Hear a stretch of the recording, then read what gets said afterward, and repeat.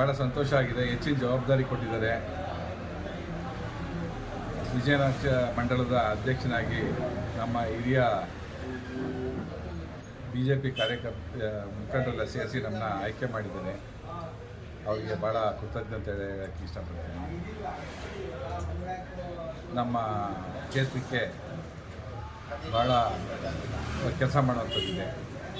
ಸಂಘಟನೆಗೆ ಜವಾಬ್ದಾರಿ ಜಾಸ್ತಿ ಒತ್ತು ಕೊಡುವಂಥದ್ದಿದೆ. ಈ ಥರ ಅನೇಕ ಕಾರ್ಯಕ್ರಮಗಳನ್ನ ಹಮ್ಮಿಕೊಂಡಿದ್ದೀವಿ. ಬೆಳಗ್ಗೆಯಿಂದ ಎಲ್ಲ ಬೂತ್ ಪ್ರಮುಖರ ಮನೆಗೆ ಹೋಗಿ ಅವರಿಗೆ ಅವ್ರ ವಿಷಯ ಸೇರಿ ಅವರ ಆಶೀರ್ವಾದ ತೊಗೊಂಡು ಬಂದಿದ್ದೀನಿ. ಮತ್ತು ಎಲ್ಲ ಪ್ರಮುಖರ ಮನೆಗಳಿಗೆಲ್ಲ ಭೇಟಿ ಕೊಟ್ಟು ಅವರ ಆಶೀರ್ವಾದ ತೊಗೊಂಡು ಇನ್ನು ನೆಕ್ಸ್ಟು ಕಾರ್ಯಕ್ರಮ ಏನು ಮಾಡಬೇಕು, ಯಾವ ಥರ ಮಾಡಬೇಕು ಅಂತೇಳಿ ರೂಪಿಸ್ಕೊಳ್ಳೋಕ್ಕೆ ಎಲ್ಲ ಪ್ಲ್ಯಾನ್ ಮಾಡ್ಕೊತಾ ಇದ್ದೀವಿ. ಸರ್, ನೀವು ಮುಂಚೆಯಿಂದ ತುಂಬ ಕೆಲಸ ಮಾಡಿದ್ದೀರಾ ಈ ಕ್ಷೇತ್ರಕ್ಕೆ. ಈಗ ನೀವು ಅಧ್ಯಕ್ಷ ಆಗಿದ್ದೀರಾ, ಇನ್ನು ಹೆಚ್ಚಿನಾಗಿ ಏನು ಕೆಲಸ ಮಾಡ್ತೀರಾ ಸರ್?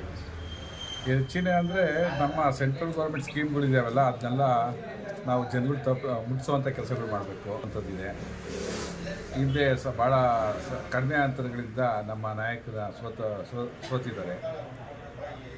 ಅದನ್ನು ಎಲ್ಲೆಲ್ಲಿ ಏನೇನು ನಮ್ಮ ತಪ್ಪುಗಳಾಗಿದ್ದಾವೆ ಅದನ್ನ ಸರಿಪಡಿಸ್ಕೊಳ್ಳೋಂಥ ಕೆಲಸಗಳು ಮಾಡ್ತೀನಿ. ಆಮೇಲೆ ಸಾಕಷ್ಟು ನಮ್ಮ BJPಲಿ ಯಾರ್ಯಾರು ಹಿರಿಯರು ಹಳಬರು ಯಾರ್ಯಾರು ಬಿಟ್ಟೋಗಿದ್ದಾರೆ ಮಾಡ್ತೀನಿ.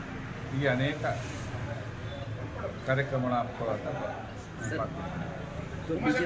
BJPಗೆ ಕಾರ್ಯಕರ್ತರು ತುಂಬ ಕೆಲಸ ಮಾಡ್ತಾರೆ ಸರ್, ಅವ್ರ ಬಗ್ಗೆ ಏನು ಹೇಳ್ತೀರಾ ಸರ್? ಅಲ್ಲ, ನಮ್ಮ BJPಲಿ ಇರುವಂಥ ಕಾರ್ಯಕರ್ತರು ಯಾವ ಪಾರ್ಟಿನಲ್ಲೂ ಇಲ್ಲ.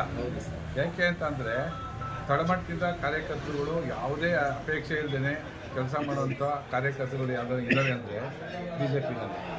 BJPಲಿ ಏನಂದರೆ ಅವರಿಗೆ ನಾವು ನಮ್ಮನ್ನ ಯಾರು ಗುರುತಿಸ್ತಾ ಇಲ್ಲ ಅಂಥೇಳಿ ಕೆಲವು ಹಾಗೆ ಇದ್ದಾರೆ. ಅವರೆಲ್ಲ ಈಚೆ ಬರುವಂಥ ಕೆಲಸಗಳು ಮಾಡಬೇಕು, ಅವ್ರನ್ನೆಲ್ಲ ಕರ್ಕೊಬರ್ಬೇಕು, ಮುಂಚೂಣಿಗೆ ಬಿಡುವಂಥ ಕೆಲಸಗಳು ಮಾಡಬೇಕು ಅಂತ ಯೋಚನೆ ಮಾಡಿದ್ದೀನಿ. ಸರ್, ನಿಮ್ಮ ಕ್ಷೇತ್ರ ಜನತೆಗೆ ಏನು ಹೇಳ್ತೀರಾ ಸರ್? ನಮ್ಮ ಕ್ಷೇತ್ರಕ್ಕೆ ಹೇಳೋಕ್ಕೆ ಏನು ಇಷ್ಟಪಡ್ತೀನಿ ಅಂದರೆ, ನಾವು ಮೊದಲನೇದಾಗಿ ಇಲ್ಲಿ BJPಯ ಬಾವುಟ ಹಾರಿಸ್ಬೇಕು. ಆಮೇಲೆ ನಮ್ಮ ಕ್ಷೇತ್ರಕ್ಕೆ ಸೆಂಟ್ರಲ್ ಗೌರ್ಮೆಂಟ್ ಫಂಡ್ ಬರೋಂಥದ್ದನ್ನ ಕೆಲವು ಸ್ಕೀಮ್ಗಳನ್ನ ತಂದು ಜನಗಳಿಗೆ ಕೊಡುವಂಥ ಕೆಲಸಗಳು ಮಾಡಬೇಕು.